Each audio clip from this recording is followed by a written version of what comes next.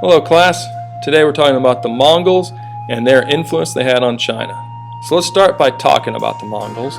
And the Mongols lived in an area that was north of China called Mongolia. Now they lived there on these great steppes, which were wide rolling grassy plains. In 1206 they elected a guy by the name of Temujin to become Genghis Khan, and that meant strong ruler.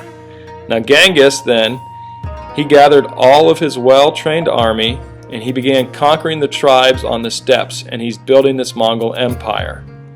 One way he did it was they were known for their cruelty and use of terror, and a lot of times tribes would just surrender to him because of the reputation the Mongols had.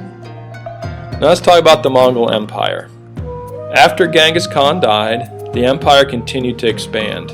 It swept into parts of Eastern and Central Europe. He eventually had built an empire, or the Mongols have built an empire, that stretched from the Pacific Ocean in the east to the Danube River in the west. Now the Mongols brought peace to this area after they conquered it, and they actually encouraged trade in the empire, and also they learned many things from the Chinese, like how to use a fire lance and how to use gunpowder. So as I said, they learned a lot from the Chinese, so let's look at the Mongol rule in China. Genghis Khan's grandson Kublai became ruler in 1264. He went and he conquered southern China, and he ended what was known as the Song dynasty. Many say that's the day the music died. He then created his own dynasty.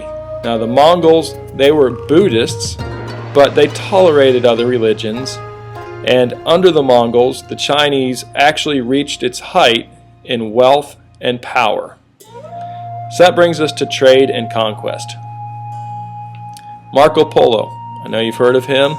He helped increase trade because he went and spent like 17 years with Kublai Khan, traveling around China and areas, and then he wrote about it in his book. He comes back to Europe, he gets the book published, and people start to read about it, and they're like, we need those goods. So he helped increase trade. The Mongols helped trade also because they controlled the Silk Road, and by controlling the Silk Road, this helped trade between Europe and Asia increase. Finally, they decided they'd go on and they went and conquered Vietnam and Korea to enlarge their empire. Now that's just a little bit about the Mongols and their influence on China. I hope you enjoyed it, and I'll see you in class.